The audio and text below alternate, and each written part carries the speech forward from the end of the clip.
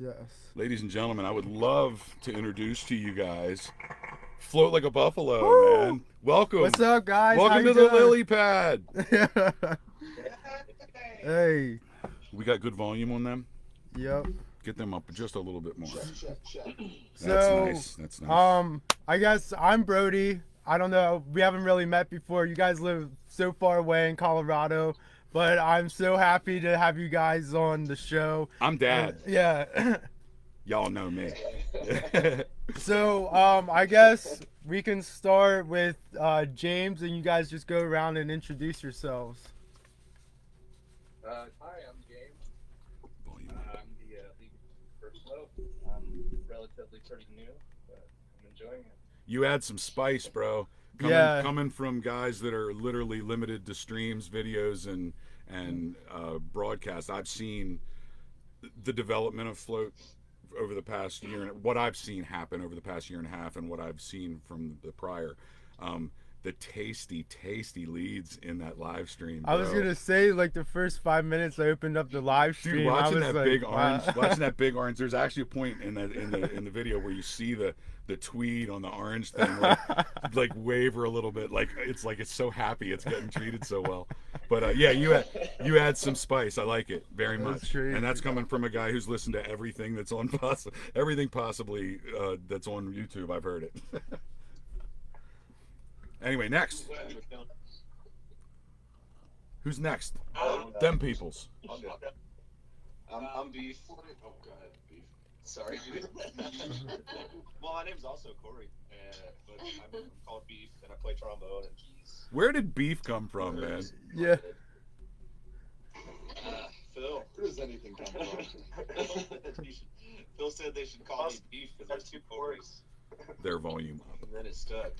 I actually don't really know why we came up with beef, actually. I don't know what it was. I think there was something about Meyer being like Oscar Mayer, or like beef hot dogs, or I don't know. Oh, I love that. He's the beefcake, man. He's just a beef. Well, that's obvious. Yeah. I mean, I have eyes. Gorgeous. Looking like some Wagyu over there. Yes, sir. Yes, sir. Got that Kobe. Oh shit! See, Corey Yeah. Kobe. There's the whole thing. We're into more beef puns. I love it. But now you've been with the guys since the beginning, right? Not really. Who's part of the original Float right now? Raise your hand. Yeah, who's the OGs? There we I go. like it. Myself. And I don't know if Garrett's awake yet, but it's also Garrett. That was Garrett. So that's the heartbeat. That's the heartbeat. Nice. Okay. And then how did you come across the guys? How did it happen for you? Well, Corey, our lead singer, he was working at the Tavern in Littleton, and my buddy, I was in a ska band in high school, and my buddy that was our trumpet player was working with Corey. Dude, ska band in high school. I'm sorry to interrupt. How much did you get laid? Like, how much? Come on. Our name was Colorado, actually.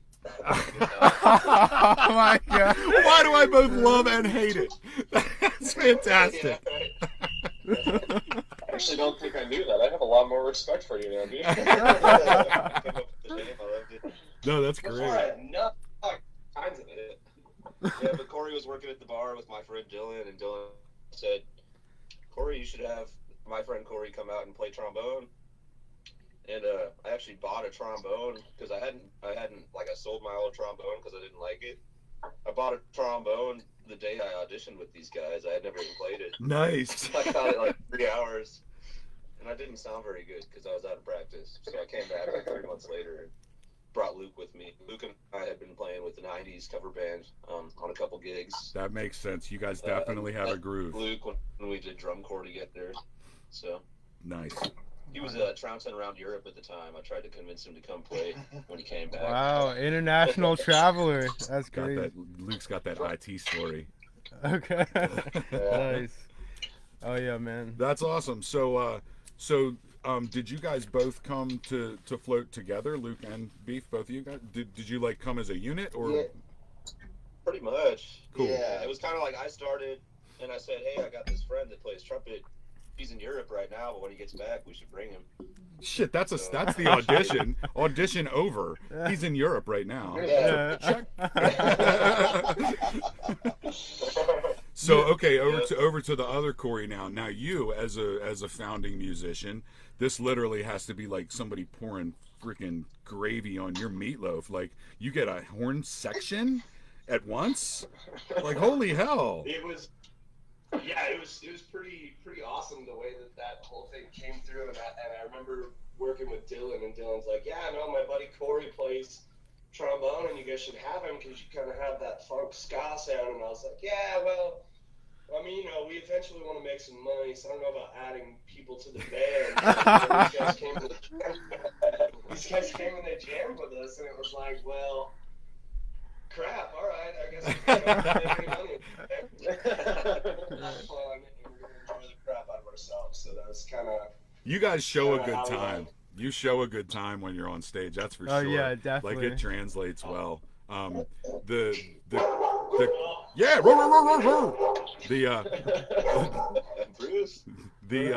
the chemistry between Corey, you and the bass player. I'm sorry, I'm terrible. You're the one who knows names.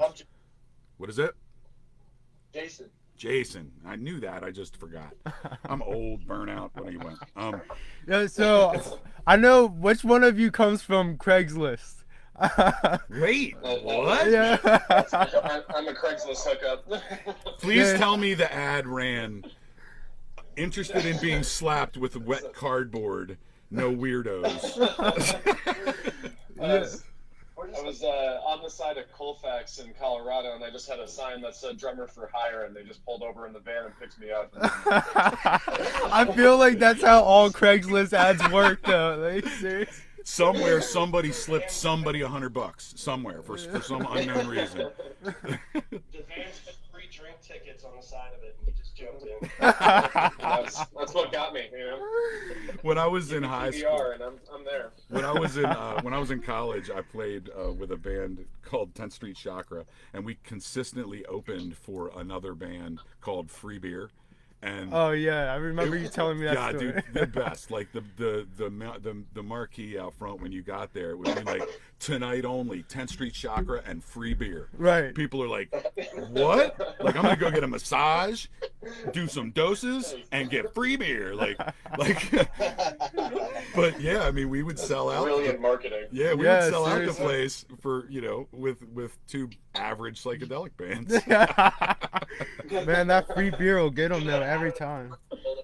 Happy endings. That's the club, man. What are you talking about? I'm just gonna name a club that, and then tonight, float like a buffalo. Why are you guys here? Just because it says that doesn't mean we do. Yeah. It's like a fairy tale theme. Right. It's like princesses and stuff. It's like happy endings. There's like Disney castles painted on shit. Yeah. And the bathroom, you have it like conveniently the lyrics to some Disney song, so it lines up glory and whole right over the bathroom door. Oh my god, that's too much. So I know. Go ahead. All right, Cody's got questions. I've been doing what I always do. I talk too much. So shut up. Cody, everybody always asks you about your band name, but I know that you guys kind of got it from a misinterpreted Jack White song. Mm-hmm. So I want to know. There's obviously has to be some Jack White influence on the band. What's the most Jack White influenced song you guys think you put out so far? Oh, good question.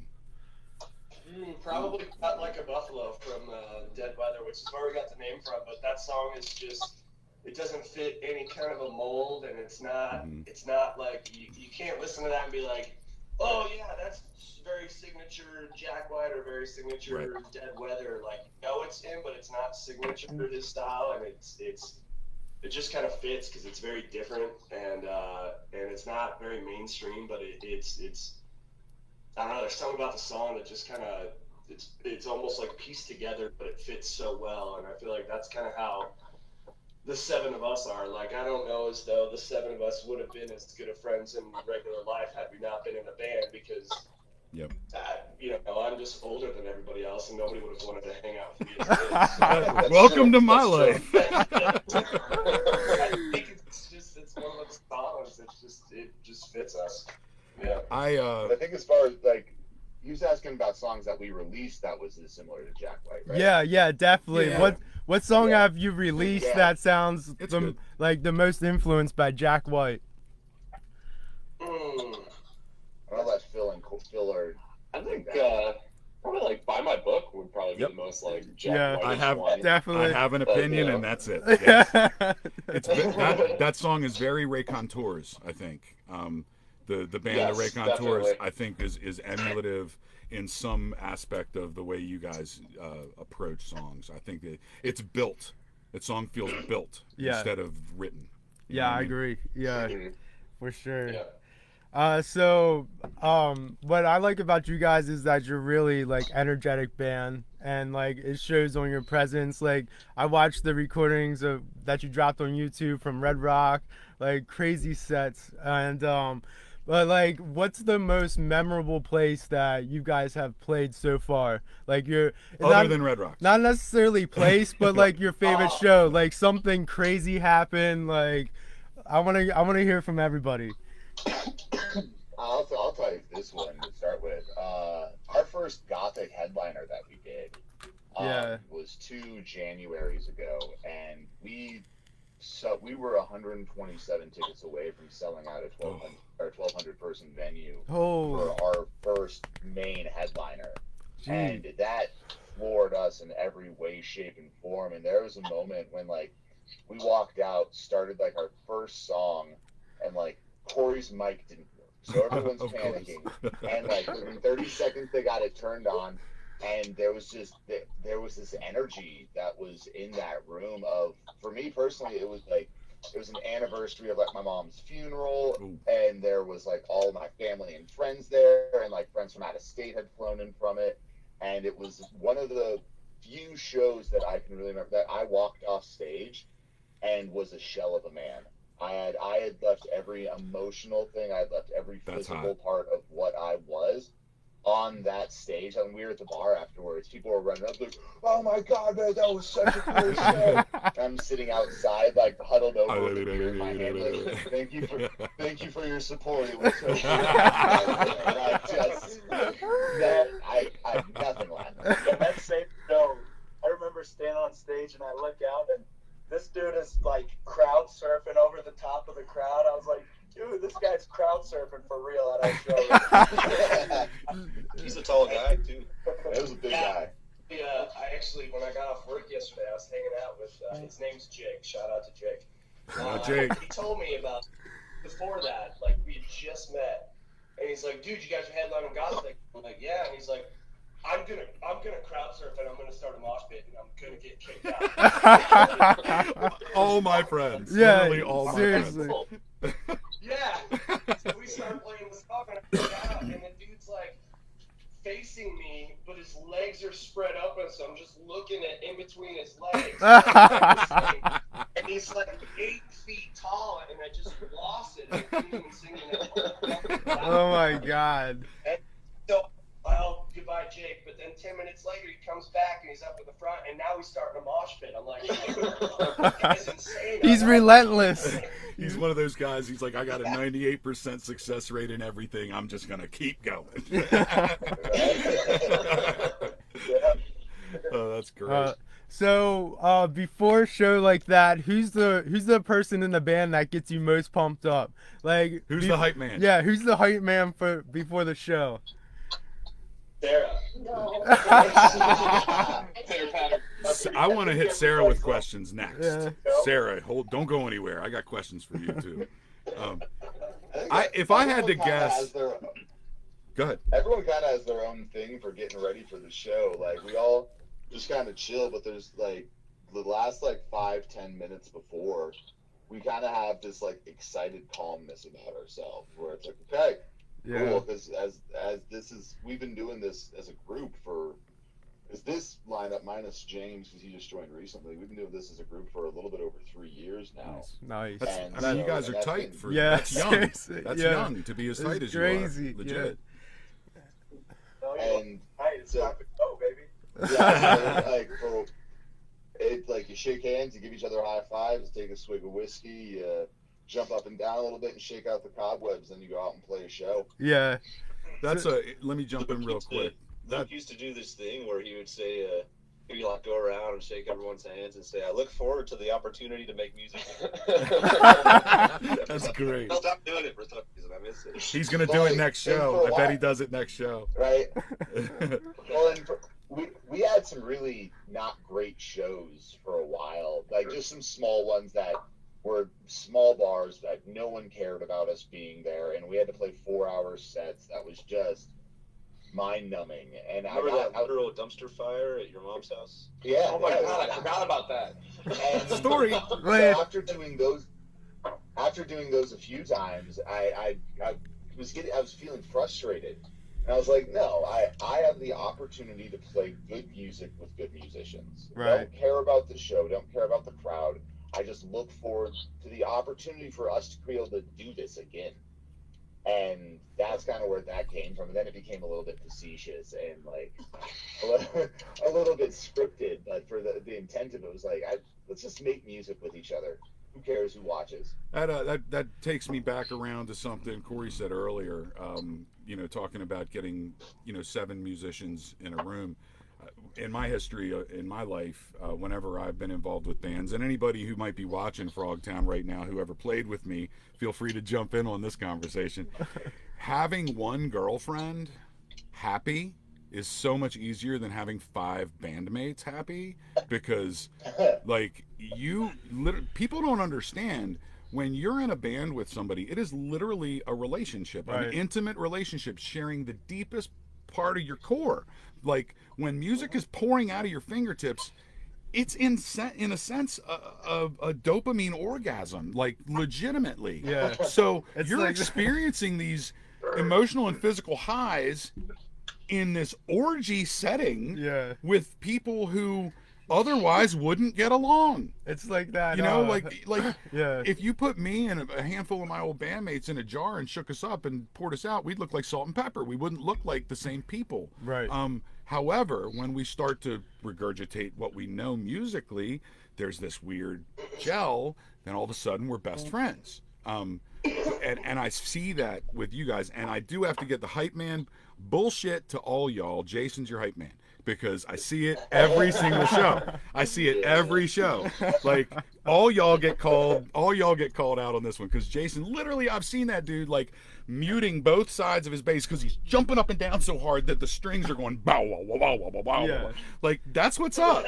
Like I Right. want to see that. I want to be Yeah. on the rail, and I want to be like, that dude's gonna kill this shit. You're like, I want to Right. see that hype. Definitely. Well, that leads me. That leads me to the next question. Like you guys were starting a huge tour, the Road Ahead tour, Road Ahead. a couple months back, right before recent events started turning up. So, what was it like getting 7 band members together and saying, "Hey, we need to make a decision"? Things are starting to get canceled. Like, I just want to know what that was like. What the conversation was like around that, how that went. So like the morning of the 3rd day on tour, we woke up. We were in the hotel from the night before, and we woke up, and me and Luke were kind of watching the news, and everybody like came into the room, and we all had a conversation. We were like, stuff's getting canceled. What are we gonna do? And we kind of all like as a band just decided we were like, okay, we're gonna go until somebody tells us that we can't anymore. And we're just going to keep on going. We're, go straight through. And so then we went to go pick up some groceries before we were about to head out to Texas. And within like the 2 hours from when we had that conversation to when we were about to get on the road, we had about 6 shows canceled or something like that. We found out Oh that my South by God. Southwest was canceled at the same time. And I mean, once South by Southwest canceled, it was just dominoes. I mean, everything else did. And so then it was just like, well, I mean, we could keep on going, but I mean, the next week of our life that we had planned, we now have nothing to do for it.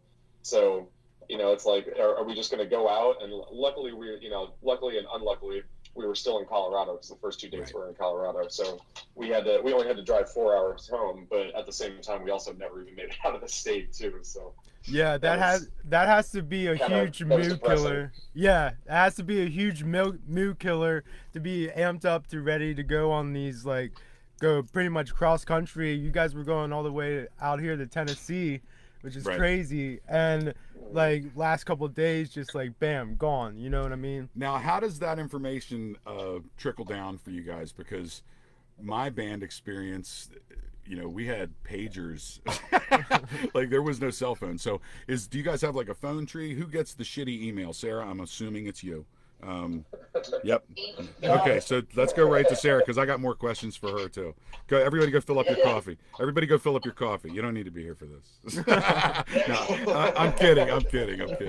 All right, Sarah, so how does the information parlay? Once it hits you in email format from a bar, what does it look like from there? You open up the thing and it says, sorry, we here at Cheeky's Hot Barbecue Pit have decided we're not going to be able to host you guys tonight. What happens from there? Well, so from there, like, we have a group text, and I text everybody, and everybody responds. And normally what happens in that situation is we're not very good at taking no for an answer as a band. So we're like, okay, well, what else can we do? What else can we find? Who else is missing a band? What else can we do tonight? So that's normally what happens. But yeah, I'm the one who gets the email and gets to deliver all the bad news to everyone. You also get to deliver good news. That's right. You do get good news occasionally. Yeah, I got to deliver Red Rock, actually, and that was... Oh, that's God. awesome. That's literally like walking in and saying, hey, I'm Walt Disney. Would you like Mickey Mouse? Yeah, everyone was sleeping, and I was on the way to Santa Fe with my mom driving, and I got the email, and I had to have her pull the car over so I could fully get out of the car and freak out. That's awesome. That's awesome. I told everyone, and no one really believed me. Like, it was like a lot of like, what? What are you talking about? Yeah. Then major celebration ensued. Lots of tears that day. Yeah. Oh, I'm sure. Yeah. Oh man, dude, I can only imagine. Yeah, literally the greatest of all the greats have played there. You stood with your feet in the same spot, like, that's awesome. That's awesome. All right, my other thing, I wanted to talk about how I found Float a little bit. I talked about that earlier on the show, but I think this is a great story. I had been into him and sharing videos for about a week. I was, literally just blasting all my homies with like, check these guys out. Oh my God, listen to these horns. And I'm finding all this, and I get this text from this Sarah person who I didn't know. And it was like, hey, we don't know who you are, but thank you. And I'm like, for what? And they're like, you're hyping our shit. And I'm like, who are you? Like, and she's like, I'm actually the booking manager. And I was like, oh, okay. So I made nicety, and then we started talking about pins, and all of a sudden I get this baller ass care package with like a sunglasses and like a shirt and like a golf towel, and like I got all this dope shit. Anyway, and I came into work the next day rocking it all. Yeah, I'm like, check me out, dude. I'm like, I got the inside. Even had the golf towel in the back pocket. Yes, sir. Anyway, so that was awesome. It was a great way to endear me as a fan, and obviously I think I had already shown you I liked the band regardless. That didn't matter. Yeah. And then I get I guess it was Dana Gustafson, perhaps. You guys, yeah, I think it was Dana. And he sends me a message, and it was either Dana or Wea. Might have been Wea Hammock. Anyway, he sends me a message, and he's like, what you know about Flab? And I'm like, what? I'm like, what are you even talking about? And he was like, float like a buffalo. And he was like, what do you think of those guys? And I'm like, I think they're great, man. I really dig the horn section. It's tasty. Yeah. And he was like, yeah, they're kind of suspect musicians, I guess. And I was like, what kind of weird shit is that to say? And then it hit me that he was homies with you guys, and I was like, oh, all right. But I thought it was amazing how Jam Band Family, like, the crossover that we have. Like, if you find a Goose fan that has never heard of Pigeons, they will soon. If you find a Float fan that's never heard of Goose, they will, and vice versa. Exactly. And I feel like I personally, in my Spotify listening, in my YouTube, the way YouTube autoplays shit, Right. I'm starting to see, dude. The other day I had done a Float Like a Buffalo live search, and I think I searched 2017 in my parameters, and it was a very, very abbreviated list of videos. And it went, maybe it was 28. No, it was 2017. Anyway, it was going through and it was auto playing videos. And Yeah. Smokey Robinson came up in the mix. And I was like, what? I was like, literally, that's like, like when you hear, Mary J. Blige songs come into your Yeah. Spotify blend. Right. Like, that's the kind of, genre, you're looping me into that. Like, that's hitting. Yeah, And, it and I is. think that I've seen that change. And I think, Sarah, your promoting is solid. You're, every time I've ever seen anything that was Float Like a Buffalo ad stuff come across my feed, it's always been professional. It's always literally could come up right behind an 11/11 post and look just the same. You know what I mean? So props Yeah. to you for taking your time. You do a great job. And you definitely, your motions to me in the beginning probably encouraged another 60 East Coast fans that had never heard of you. And because I preach your stuff all the time. I preach it here, I preach it out on the street. Yeah, I play it every definitely. time I get a chance. And I love that moment where people go, damn, you hear them horns? And I'm like, yeah. And then all of a sudden they're like, whoa, that vocalist has got a real unique voice. And I'm like, yeah. And then we start, then the conversation can begin. Yes, definitely. And I personally, just so the rest of you guys know, you can talk about this between yourselves. I have two different genres, or two different classifications of Float Like a Buffalo. There's haircut Corey and no haircut Corey. So those are my. That's where I saw it change a little bit for the better. Truthfully, everything got a little tighter. So Yeah, that's here's to perfect. you guys. I want to thank you guys for getting up early and doing this. This is super, super important to us. Of course. You're the first time we've ever had everybody in a band on at the same time, Yeah. which is cool. I hope that when you guys do book a tour, and I'm positive that you will, when that tour date, when you see the Harrisburg or the Philly dates, you make Yeah. sure there's at least an overnight in there, because I got plenty of room to camp back here. We'll have a float party back here in my Definitely. backyard. Oh, Perfect. For sure. But I've been known to Let's do it. entertain. Yeah. Right. So we have a fan question. It's the last question I got for you guys. I want everybody to answer this one. Dead or alive, who do you need in your next jam set with you? It's nothing professional, just messing around, Who's gonna sit in? Dead or alive, yeah. Jewel. Nice! Oh, give me a tooth. I need a tooth. I need a freaking tooth. Every time somebody says Jewel, I had a tooth. I like to put it right here. All right. Next. I'm gonna say Tom Waits. There you Also go. solid. Now he went Yeah. classy. Yeah, that's went good. classy. Yep. Okay. Dave Grohl is on instead of Jewel. Dave Grohl. Okay. I see it. Will you be inviting a 5-year-old up to play drums at some point during the set, though? That's what I want to know. Bill keeps messing up, then yeah. Oh god. Next. He's nice. Yeah.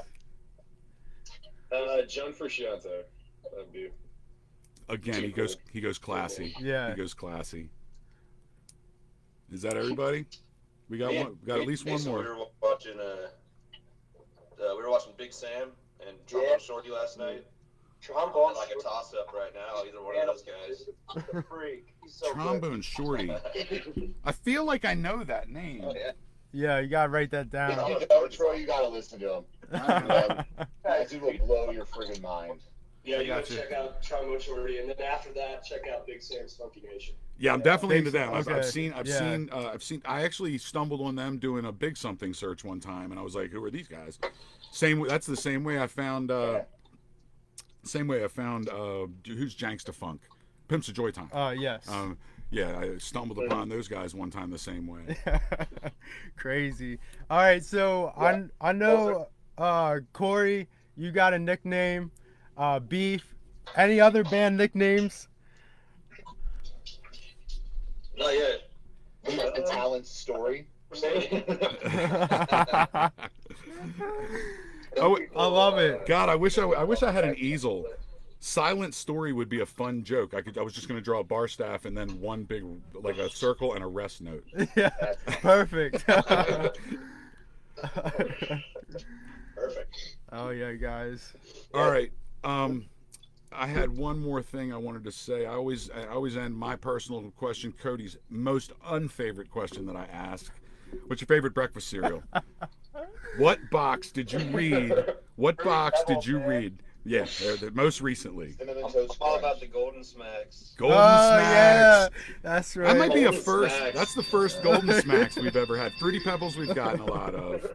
So we got Fruity Pebbles, Golden Smacks, Cinnamon Toast Crunch, Yep. Apple Jacks. Apple Jacks. Me Oh. too. They're neither apple nor Jack. No. Neither. No, they are. No, they're cinnamon and oat. Like not apple or Jack, but delicious. Yeah. Okay. Yeah. I actually don't mind life. I think That's my wife's jam. My wife, she prefers cinnamon. You Does gotta it- have a bowl of life in the morning, man. Yes, sir. Oh my god, that's That cinnamon needs to be light. on a mug.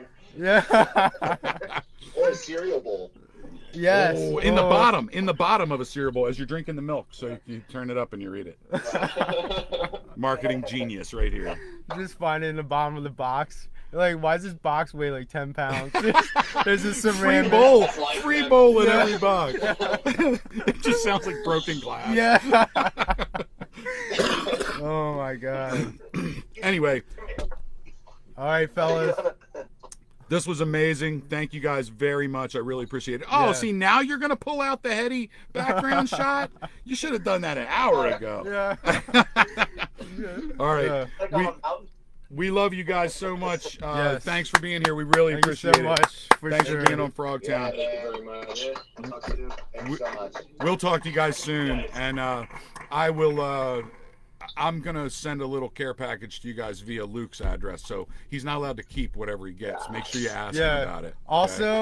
Also, I made you guys a sound bite. Oh, that's right. Yeah, I don't know if you can I'm hear such it. a child with shit like this. Play it. I don't know if you can hear it here, but I'll send it to you. It's a M4A file. Float like a buffalo and sing like a bad mother. Could you hear it? I'm afloat like a buffalo. Yeah. All right, Bob cool. and weave, Oh, yeah. Bob and weave. All right, I'll guys. send it to you guys. Hey, Thank you peace so out, much. fellas. We love Thank you you. so much. Frogtown out. Take care. Oh, that was great. Yay! Thanks to the guys from Float Like a Buffalo for being here. Yes. That was fantastic.